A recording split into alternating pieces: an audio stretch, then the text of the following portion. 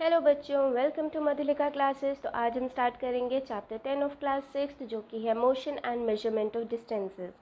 तो सबसे पहले इसमें हम जानते हैं कि मोशन क्या होता है।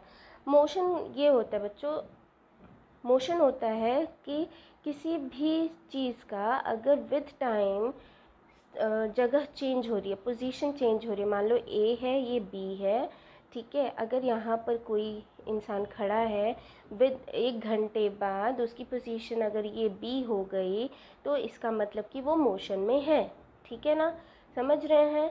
विद टाइम अगर पोजीशन चेंज हो रही है that means it is in motion. Otherwise वो रेस्ट पर है। रेस्ट मतलब एक जगह रुका हुआ है। उसका विद टाइम आप 1 घंटे बाद भी उसको देखेंगे तो वहीं पे रहेगा, ठीक है। 10 घंटे बाद भी देखेंगे तो वहीं रहेगा। जैसे कि घर होते हैं, घर नहीं हिलते हैं ना, कहीं नहीं जाते हैं, ठीक है। इंसान जाते हैं, ठीक है। तो वो इंसान हो गया मोशन में और घर हो गया रेस्ट पर। समझ गए। चलिए नेक्स्ट है हमारा स्टोरी ऑफ ट्रांसपोर्ट। तो स्टोरी ऑफ ट्रांसपोर्ट में क्या है बच्चों कि पहले के ज़माने में ना कोई भी ट्रांसपोर्टेशन नहीं था, ठीक है। ना कार थी, ना एरोप्लेन थे, ना शिप्स थे। तो लोग कैसे जाते थे? लोग पैदल पैदल जाते थे, ठीक है। अगर उनको कुछ कैरी करना होता तो अपने बैग पे कैरी करते थे।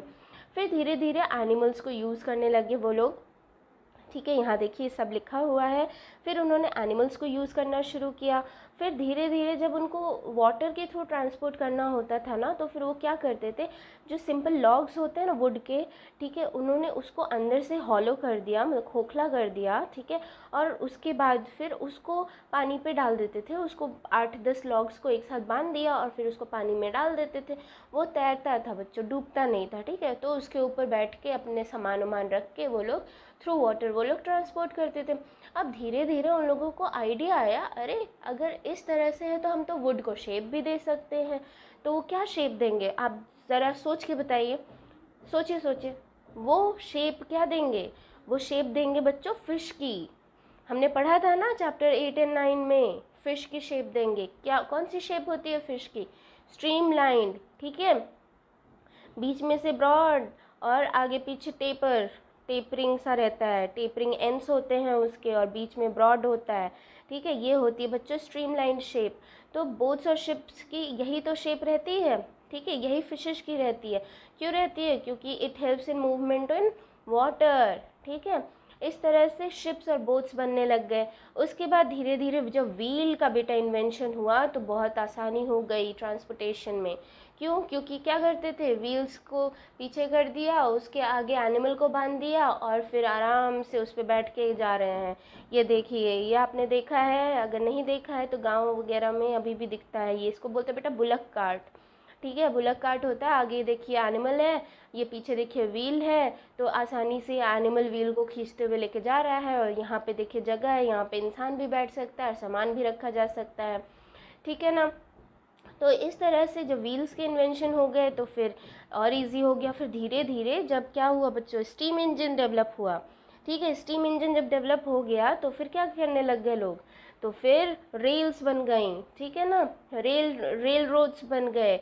और स्टीम इंजन, फिर उनको स्टीम इंजन की हेल्प से वो लोग आसानी से खूब सारा सामान, खूब सारे लोगों का ट्रांसपोर्टेशन होने लग गया आसानी से, ठीक है। तो इस तरह से ये सब डेवलपमेंट होने लग गए।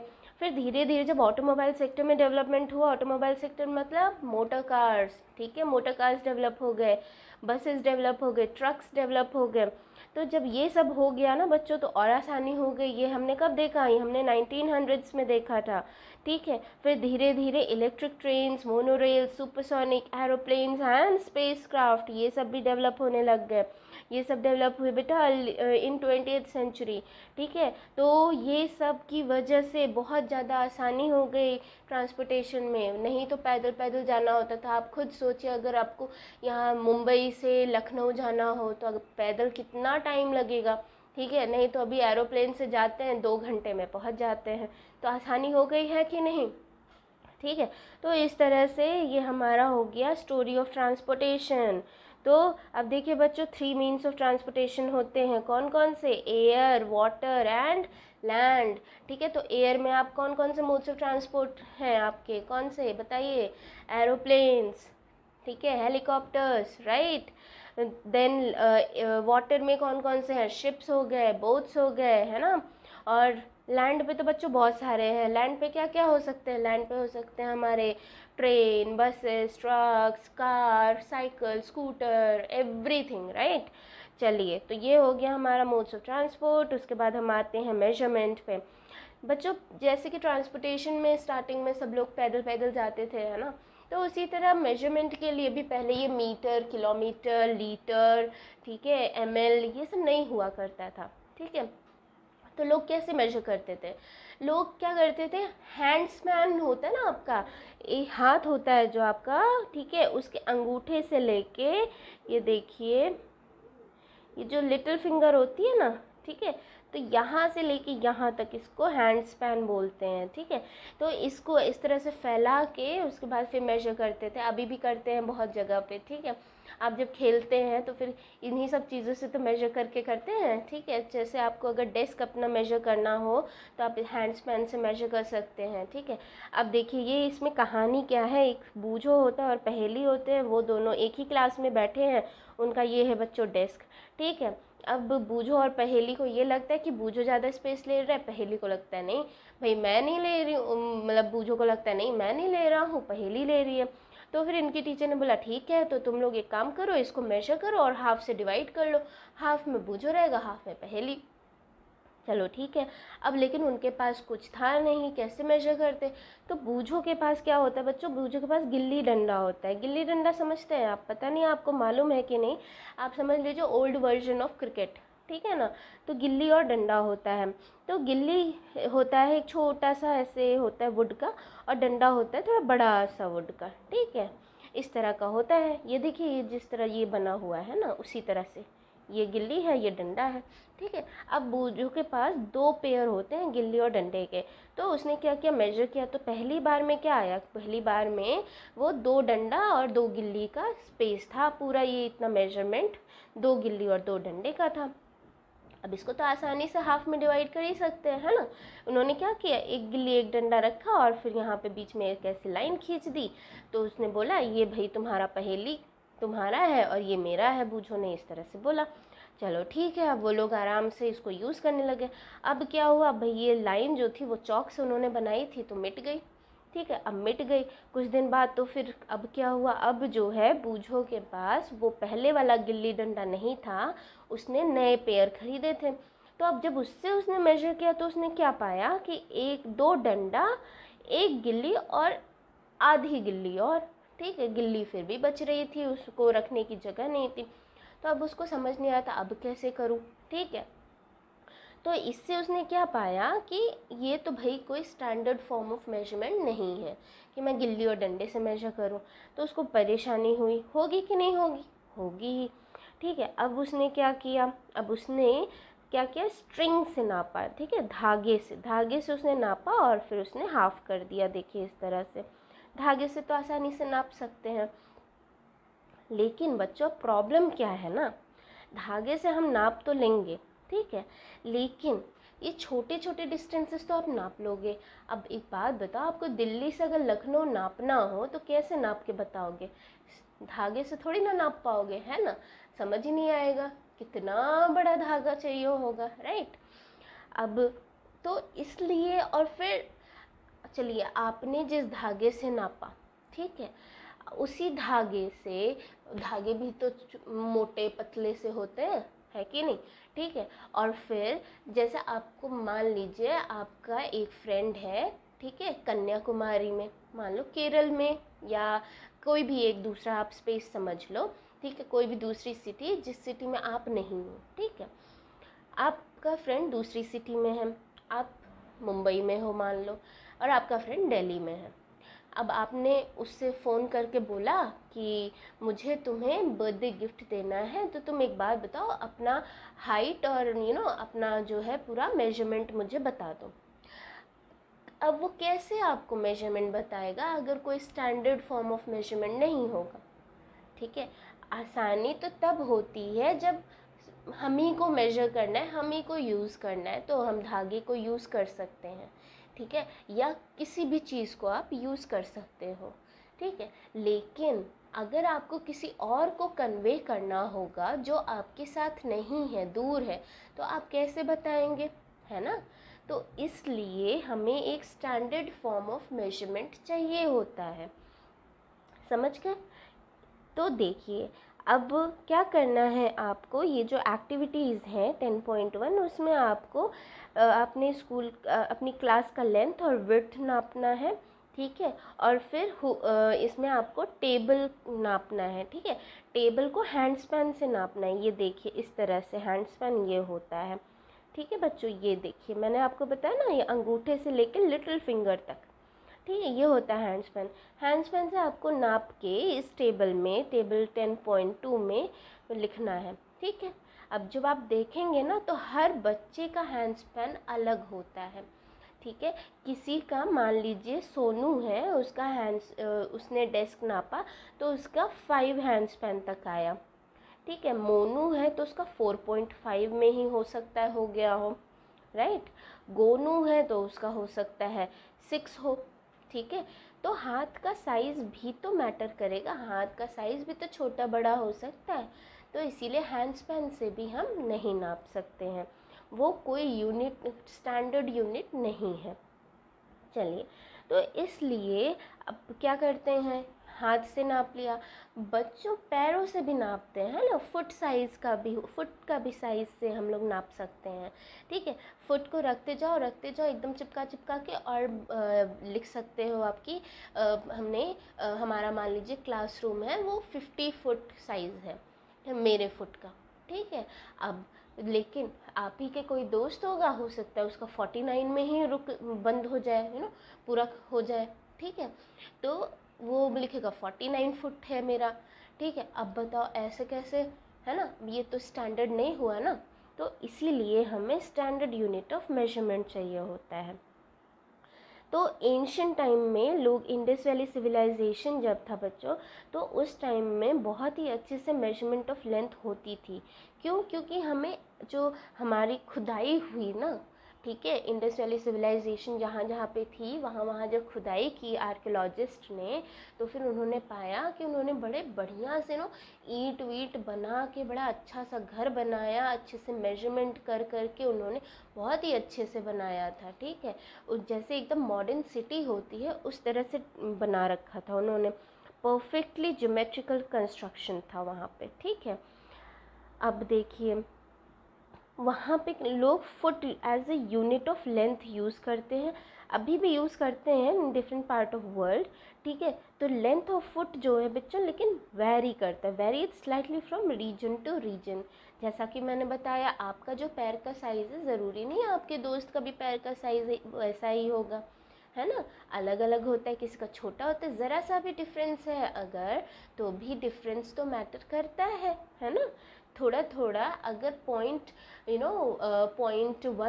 का भी डिफरेंस है, तो अगर उसने 10 टाइम्स फुट काउंट किया ना, तो 1 सेंटीमीटर का तो डिफरेंस आ गया ना बच्चों, ठीक है, समझ रहे हो। तो इसीलिए ये सही नहीं है इस तरह से मेजर करना जिसमें वेरिएशन हो, ठीक है। हैंड स्पैन का भी सेम है, ठीक है। अब देखिए आपने ये चीज़ नोटिस किया होगा, अगर नहीं नोटिस किया तो अब नोटिस कीजिएगा, जब आप दुकान पे जाते हैं ना इस तरह से कोई कपड़ा ख़रीदने की, ठीक है, आप 2 मीटर कपड़ा दे दीजिए मुझे, तो वो लोग क्या करते हैं, अपने चिन से लेके अपना पूरा आर्म ऐसे स्ट्रेच कर लेते हैं, आर्म में कपड़ा पकड़ लेते हैं, हाथ में कपड़ा पकड़ लेंगे और चिन तक ले आएंगे, बोलेंगे ये 1 मीटर हो गया, ठीक है बच्चे। तो वो होता है यार्ड, इसको अभी भी बहुत लोग यूज़ करते हैं। देन अंगुल, अंगुल मतलब होता है बच्चों फिंगर, ठीक है। ये जो फिंगर है ना आपकी, ठीक है, ये इतना जो साइज़ है ये होता है अंगुल, समझ रहे हो। और एक होती है मुट्ठी, मुट्ठी मतलब आपकी फिस्ट, ठीक है, जब आप फिस्ट बना लेते हैं उसको बोलते हैं मुट्ठी, ठीक है। ये भी एक साइज़ होता था मेजरमेंट करने का, एक मतलब फॉर्म था, ठीक है ना, एंशियंट इंडिया में, ठीक है। इस तरह से हमने कई सारे अपने बॉडी पार्ट्स को यूज़ किया है मेजरमेंट करने के लिए एंशियंट टाइम्स में, ठीक है। अब चलिए नेक्स्ट आता है, लेकिन धीरे धीरे लोगों ने रियलाइज़ किया कि भाई ये तो बहुत ज़्यादा कन्फ्यूजन हो रही है मेजरमेंट में अगर हम इस तरह से मेजरमेंट कर रहे हैं, तो in 1790s French created a standard unit of measurement called the metric system. ठीक है बच्चों, तो फ्रेंच में 1790s में मेट्रिक सिस्टम का डेवलपमेंट हुआ, फिर इसी को हमने स्टैंडर्ड फॉर्म ऑफ मेजरमेंट समझ लिया है। ठीक है, तो इसी को बोल दिया है इंटरनेशनल सिस्टम ऑफ यूनिट, जो कि है एसआई यूनिट। ठीक है, एसआई यूनिट मतलब इंटरनेशनल सिस्टम ऑफ यूनिट। ठीक है, तो इससे क्या होता है बच्चों, यूनिफॉर्मिटी रहती है।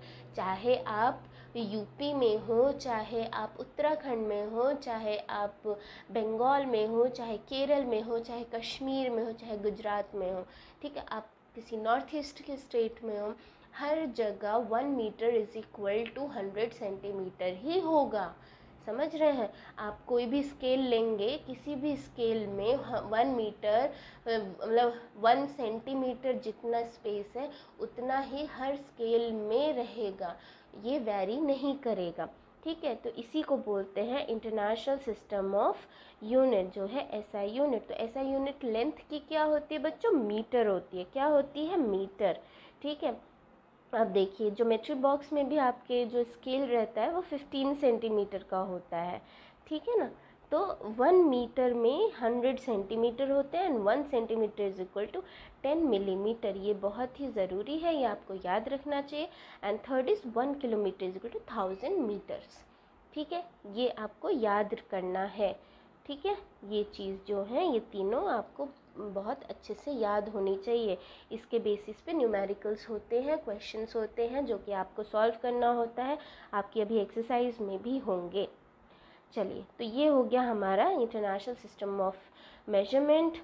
ठीक है, अब देखिए आपको किस तरह से मेजर करना है वो भी आपको अच्छे से पता होना चाहिए, किस तरह से करेक्टली मेजर करना है। देखिए स्केल होती है बच्चों, तो स्केल में आपका यहाँ होता है 0 स्टार्टिंग। ठीक है, यहाँ 1, यहाँ 2, ये बीच बीच में होते हैं 10 लाइंस। ठीक है, 4 छोटे फिर एक बड़ा सा, फिर 4 छोटे फिर एक बड़ा सा। ठीक है, तो 1 से 2 तक के बीच में कितनी लाइंस होंगी बच्चों, 9 लाइंस होंगी। ठीक है, तो इसी को हम पॉइंट में लिख देते हैं। ठीक है, मान लीजिए आपका मेजरमेंट यहाँ पे आया तो हम लिख देंगे 1.3 सेंटीमीटर। ठीक है, अब अगर आपने मान लीजिए स्केल को 0 से नहीं मेजर किया है, 0 से नहीं, यहाँ देखिए जैसे इस बॉक्स को मेजर कर रहे हैं, ये देखिए ये करेक्ट मेथड नहीं सॉरी, ये इनकरेक्ट मेथड है। ठीक है, ये क्या किया इसने, यहाँ से रखा है। ठीक है, यहाँ से नहीं रखना है, यहाँ से देखिए 1 जहाँ पे शो हो रहा है वहाँ से रखना है। ठीक है, और उसके बाद फिर मेजर कर लीजिए, मान लीजिए 14 पॉइंट समथिंग, मान लीजिए 14.3 तक आया। ठीक है, तो आप यहाँ से, यहाँ पे 1 रीडिंग है, यहाँ 14.3 है, तो आप -1 कर देंगे 1.0, तो ये हो जाएगा 13.3 सेंटीमीटर्स। तो ये हो जाएगी आपकी measurement of the length of this box. ठीक है ना, इस तरह से आपको मेजरमेंट करना है। आपको ऊपर से ढंग से देखना है बच्चों, अगर आप साइड से देखेंगे तो आपकी रीडिंग गलत आएगी, आपको एकदम सीधे में देखना है। आप सीधे में देखेंगे तो एकदम सही काउंट करेंगे, अगर साइड्स में देखेंगे तो देख रहे हैं ये देखिए इस तरह से हो जा रहा है तो गलत रीडिंग आएगी। ठीक है, तो इस तरह से आपको सही से देखना है, सही से मेजरमेंट लेनी है। अब देखिए आप ये भी कर सकते हैं, मेजर कीजिए हैंड स्पैन से और फिर अपने स्केल से, तो फिर आप नोटिस करेंगे आपका हैंड स्पैन का क्या साइज़ है। ठीक है, और हर बच्चे से करके यहाँ पे लिखना है। ठीक है, तो इस तरह से ये मेजरमेंट करना है। अब देखिए आप सीधी लाइन को आसानी से मेजर कर सकते हैं स्केल से, लेकिन अगर कोई टेढ़ी मेढ़ी ऐसे कर्व्ड सी लाइन हो तो फिर उसको कैसे मेजर करेंगे। तो उसको मेजर करने के लिए आपने क्या करना है, आपने एक धागा लेना है, उस धागे को सीधा सीधा इस पे रख के मेजर कर लेना है और फिर उस धागे को सीधा करके स्केल से मेजर कर लीजिए। समझ रहे हैं, तो ये हो जाएगा। इस तरह से आप किसी भी कर्व्ड लाइन का भी मेजरमेंट निकाल सकते हैं। ठीक है, यही आपकी इस एक्टिविटी 4 में दी हुई है। अब देखिए कुछ चीज़ें हैं। अब जो मोशन मैंने आपको स्टार्टिंग में बताया था मोशन के बारे में, तो मोशन जो है अब इसमें जो टेबल 10.4 है उसमें आपको क्या करना है, कुछ अपने आसपास की चीज़ों को देखना, ऑब्ज़र्व करना है, और जो मोशन में नहीं है और रेस्ट पर है उनको यहाँ पे लिखना है, और जो मोशन में है उसको यहाँ पे लिखना है। जैसे कि कुछ एग्जांपल्स दिए हुए हैं, हाउस है, टेबल है, क्लॉक है। तो बच्चों ये तो मोशन में नहीं होते, इसको जहाँ है वहीं रहते हैं, मूव नहीं करते हैं। इसी तरह आप बेड लिख सकते हैं, अपने टॉयज़ लिख सकते हैं अगर वो उसमें आपने चला के नहीं छोड़ा हुआ है तो, ठीक है। तो ये हो गया, ठीक है। और अगर मोशन में आपको लिखना है तो फ्लाइंग बर्ड्स हो सकते हैं, ठीक है, वॉक करते हुए एनिमल्स हो सकते हैं, इंसान भी हो सकते हैं। देन सेकंड की हैंड, जो सेकंड्स हैंड होती है या मिनट्स हैंड होती है क्लॉक में, घड़ी में, तो वो भी तो मूव ही करती रहती है, रेस्ट पे थोड़ी ना रहती है, ठीक है। तो उसको भी लिख सकते हैं। ये हो गए मोशन वाले ऑब्जेक्ट्स। तो जब आप इनको लिखेंगे ना बच्चों, तो आप नोटिस करेंगे कि अलग अलग तरह से मूवमेंट होती है। कुछ की होती हैं बच्चों, जैसे कि आपने देखा होगा ये परेड करते हुए, आपने देखा होगा ये एक सीधी लाइन में परेड करते हैं, है ना, टेढ़े मेढ़े नहीं होते हैं। जैसे ये गाड़ियाँ हैं तो ये गाड़ियाँ एकदम सीधी लाइन में जाती हैं। जो भी मोशन सीधी लाइन में, स्ट्रेट लाइन में हो रही है उसको हम क्या कहेंगे, उसको हम बोलेंगे रेक्टिलिनियर मोशन, रेक्टिलिनियर मोशन, ठीक है। ये देखिए यहाँ पे लिखा हुआ है आपका, हाँ ये रहा, the objects move along a straight line, this type of motion is called rectilinear motion। समझ गए, तो ये होता है रेक्टिलिनियर मोशन। अब ये जो स्ट्रेट लाइन में हो गई वो रेक्टिलिनियर हो गई। तो बच्चों ये जो है आपका, जैसे कि आपका सीलिंग फैन है, ठीक है, ये देखिए ये आपका बुलक कार्ट से ये पानी इस तरह से कर रहे हैं, ठीक है, ये सब कौन से मोशन हो जाएंगे बच्चों, ये हो जाएंगे आपके सर्कुलर मोशन। ये देखिए यहाँ पे लिखा हुआ है, in this motion the distance of stone, okay, ठीक है। अब आपको क्या करना है बच्चों, ये चीज़ मैं आपको बताना भूल गई।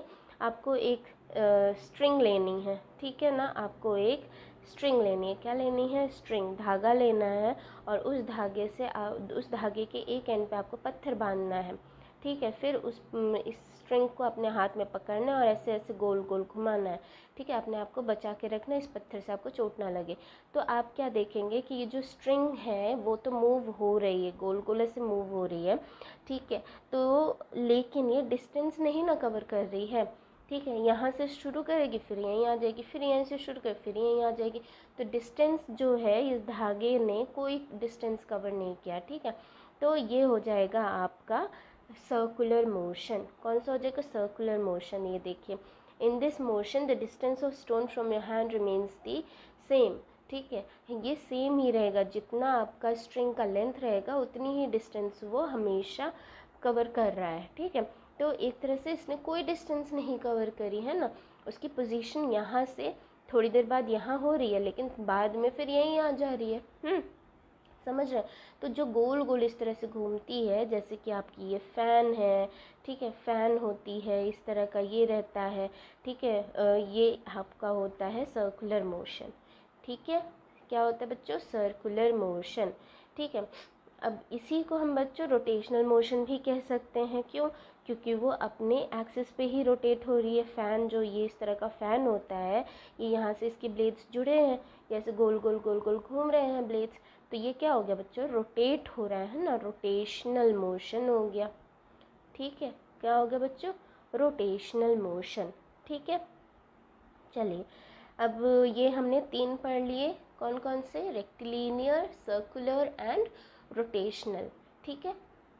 चलिए, हाँ, तो सब एक चीज़ मैं आपको और बता देती हूँ, जो ये आपका सीलिंग फ़ैन है, ठीक है, या जो आपका हैंड में जो आपने थ्रेड से स्टोन बांध के नचाया था, ठीक है, उसमें बस इतना ही डिस्टेंस वो कवर कर रहा है, ठीक है। और ये जो फ़ैन है वो भी ये जो आपका ये चीज़ है ना, ये इससे जुड़ा हुआ है, ठीक है, और इतना ही डिस्टेंस कवर कर रहा है, ठीक है।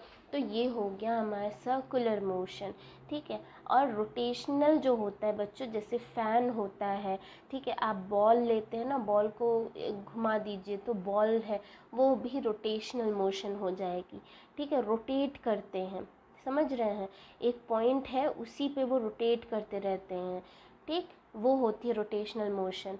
सर्कुलर में थोड़ा तो जगह रहेगा ही, ठीक है, किसी चीज़ से जुड़ा हुआ है और फिर थोड़ा ज़्यादा जगह कवर करेगा। रोटेशनल में अपनी ही एक्सिस पे रोटेट होता रहेगा, उतना ही, जितना बड़ा है उतना ही।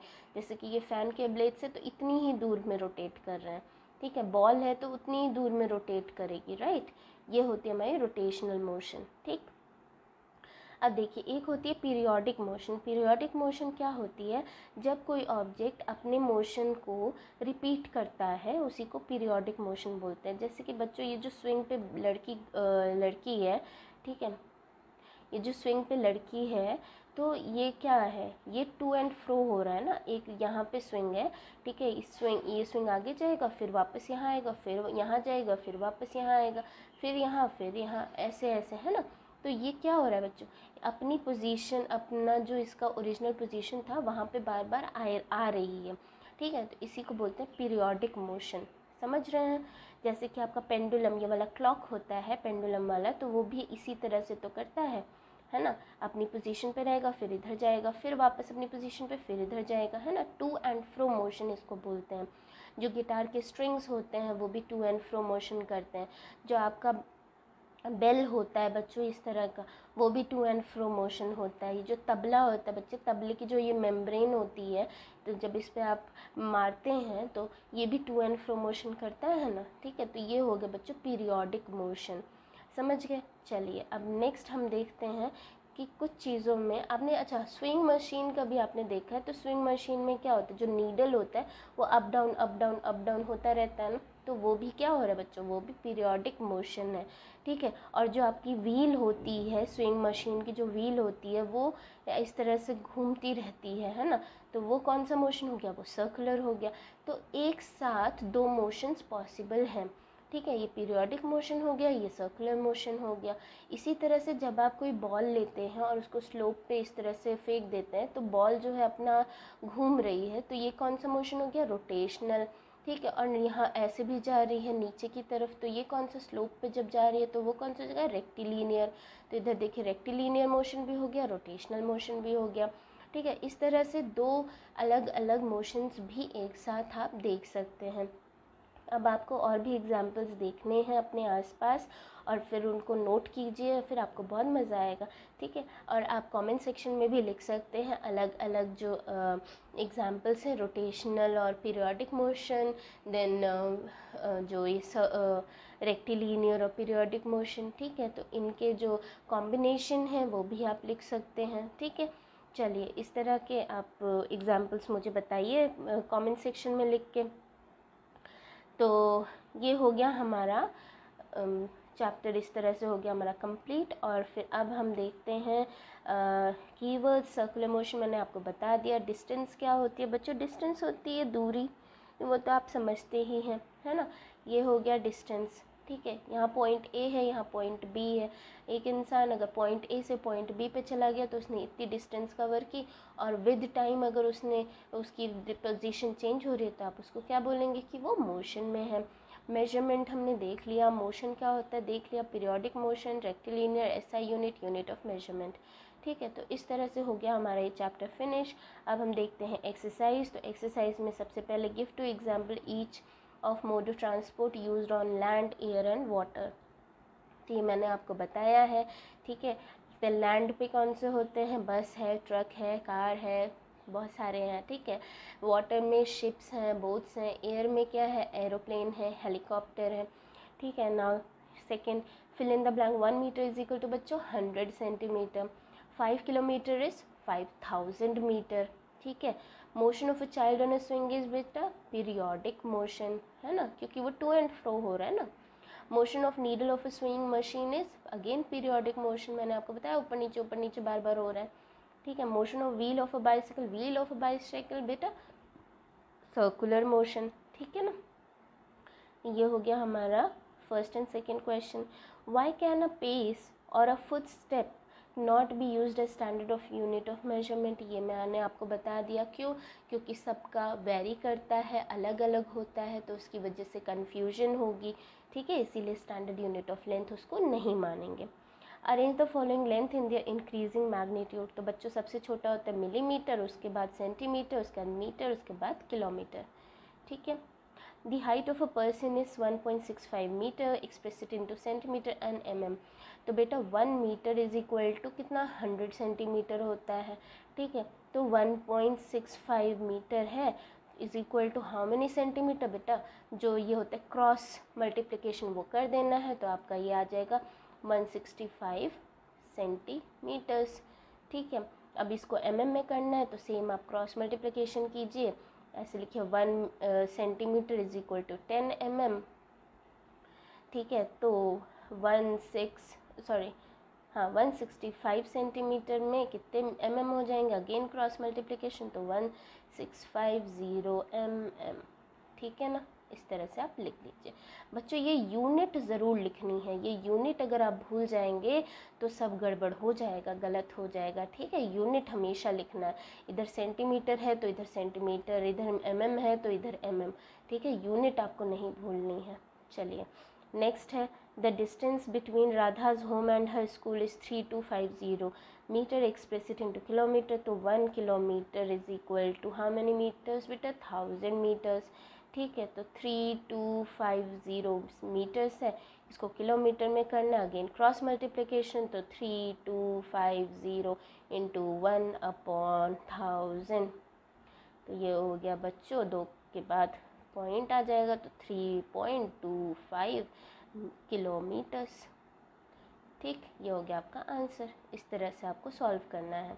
यूनिट ज़रूर लिखनी है बच्चों, मीटर, किलोमीटर, सेंटीमीटर, mm, ये ज़रूर लिखना है नंबर के साथ, नहीं तो आपके नंबर कट जाएंगे, ठीक है।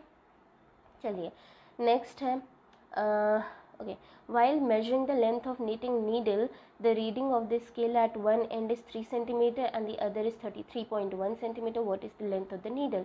ठीक है, तो 33.1 centimetre minus 3.0 centimetre is equal to 30.1 centimetre. This is the answer, right. चलिए, write the similarities and differences between motion of bicycle and ceiling fan that has been switched on।